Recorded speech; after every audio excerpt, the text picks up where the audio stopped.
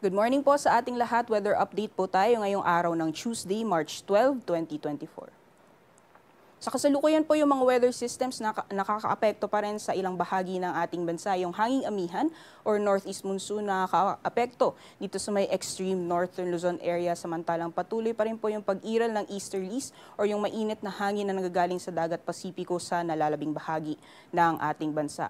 Kung makikita po natin dito sa satellite image, meron po tayo namamataan na maninipis na mga kaulapan na umiiral na nakakaapekto sa bahagi ng Central Luzon, Calabarzon, and Metro Manila area. So posible po ngayong araw may mga pag-ulan mararanasan mostly dito sa eastern sections ng Central and Southern Luzon area. Samantalang itong mga kaulapan na namamataan po natin ay most likely tatagal ngayong umaga and then aaliwalas naman po pagdating ng hapon.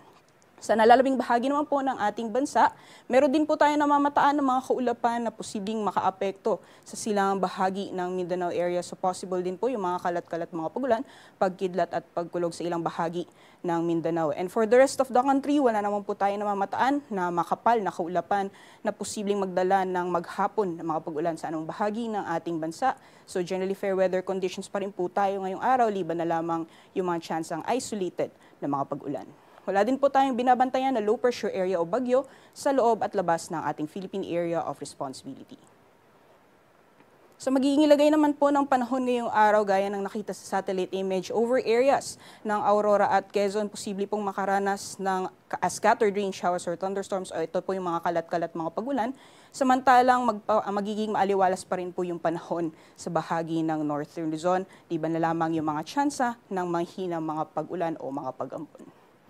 Sa nalalabing bahagi naman ng Luzon, magpapatuloy pa rin yung mainit at maalinsangang panahon, liban na lamang yung mga isolated rain showers or thunderstorms. And gaya po ng nakita natin sa satellite image kanina, yung mga kaulapan na nakakaapekto sa ilang bahagi ng Luzon area most likely mararanasan po ng umaga and then naaliwalas na po pagdating ng hapon. Para po sa agwat ng temperatura, average maximum temperature sa mga piling syudad dito sa Luzon maglalaro mula 31 to 32 degrees Celsius, samantala yung temperatura naman sa Baguio maglalaro mula 14 to 25 degrees Celsius. Dapo naman po tayo sa nalalabing bahagi ng ating bansa. Gaya po ng nasabi natin kanina, posible pong makaranas ng mga pag-ulan, mostly eastern sections ng Mindanao. So dyan po sa Caraga and Davao region, posible po yung mga kalat-kalat mga pag-ulan. Samantalang magpapatuloy pa rin yung maaliwalas sa panahon sa nalalabing bahagi ng ating bansa po. So dyan po sa Palawan, Visayas at the rest of Mindanao, fair weather conditions, liban na lamang yung mga tsansang isolated na mga pag-ulan. At yung mga temperatura naman po natin, mostly nasa 31 to 32 degrees Celsius maximum temperatures, although may kainitan pa rin po sa Zamboanga na posibleng umabot ng 33 degrees Celsius maximum temperatures. Sa kalagayan po ng ating karagatan, wala po tayong gale warning, iba yung pag-iingat lamang po sa mga planong pumalaot dito sa may Northern Luzon at silang bahagi ng ating bansa dahil nasa moderate to rough po yung sea conditions po natin. So asahan pa rin po natin yung posibilidad ng mga maalo na karagatan.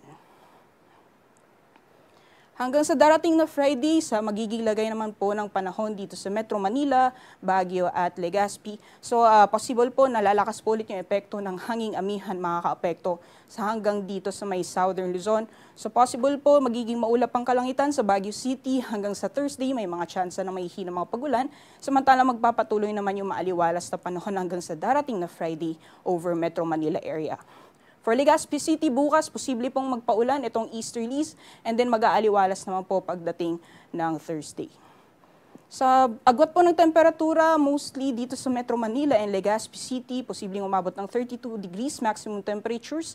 And then yung temperatura naman, inaasahan natin sa Baguio City, maglalaro 14 to 24 degrees Celsius. Sa Visayas area naman, so mga piling syudad ng Visayas sa Metro Cebu, Iloilo at Tacloban, dahil wala naman po tayo namamataan na posibleng magdala ng malawakang pag-ulan sa mga susunod na araw, ay magpapatuloy pa rin po yung generally fair weather conditions, liban na lamang yung mga tsansang pulo-pulo mga pag-ulan. At yung agwat naman po ng temperatura, yung maximum temperatures for Metro Cebu, Iloilo at Tacloban, posibleng umabot ng 32 degrees Celsius hanggang sa darating na Friday. Gayon din po sa mga piling syudad dito sa Mindanao. So yung mga pag-ulan po dito sa Davao, most likely mararanasan ngayong araw and then naaliwalas na po pagdating bukas hanggang sa darating na Friday. Agwat naman po ng temperatura, nasa 32 to 33 maximum temperatures for Metro Davao and Zamboanga, and yung Cagayan de Oro naman posibleng umabot ng 31 degrees Celsius. Ngayong umaga, si Haring Araw ay sisikat ng 6:06 a.m. at lulubog naman mamaya ng 6:06 p.m. Para sa karagdagang impormasyon, bisitahin lamang po ang aming social media accounts at ang aming website pag-asa.ust.gov.ph. Yan lamang po ang latest mula dito sa Pag-asa Weather Forecasting Center. Rhea Torres po, good morning.